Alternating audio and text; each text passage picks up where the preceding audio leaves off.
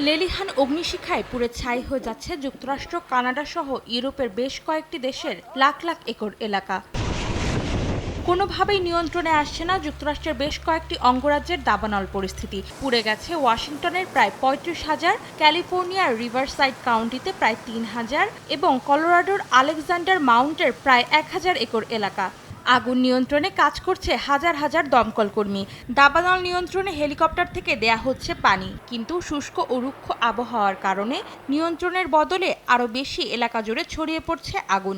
এছাড়া ক্যালিফোর্নিয়ার ফরেস্ট পার্কে ৫ দিনের দাবানলে পুড়ে ছাই হয়ে গেছে ৩.৫ লাখ একরের বেশি অঞ্চল। ক্ষতিগ্রস্ত হয়েছে ১০০টিরও বেশি ভবন। এদিকে সোমবার থেকে দাবানল শুরু হয়েছে গ্রিসের দ্বিতীয় বৃহত্তম দ্বীপ ইভিয়াতে। প্রবল বাতাসের বেগে আগুন ছড়িয়ে পড়ায় নিয়ন্ত্রণে হিমশিম খাচ্ছে দমকল কর্মীরা। কাজ করছে ১৩টি হেলিকপ্টার সহ ২০০ জনের বেশি দমকল কর্মী।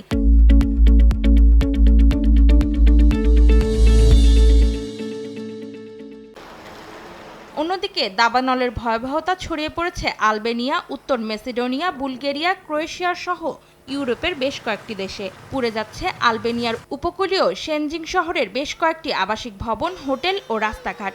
নিয়ন্ত্রণহীন দাবানলে ছাই হয়ে যাচ্ছে ক্রোয়েশিয়ার পাইন বনের প্রায় ৪৫০ হেক্টর এলাকা। পুড়ে গেছে উত্তর মেসিডোনিয়ার প্রায় অর্ধশত বাড়ি। বিচ্ছিন্ন হয়ে গেছে বিদ্যুৎ ও মোবাইল পরিষেবা। দাবানলের ভয়াবহতার কারণে সরিয়ে নেওয়া হয়েছে ওই এলাকার সব বাসিন্দাকে। অন্তরা সেন, সময় সংবাদ।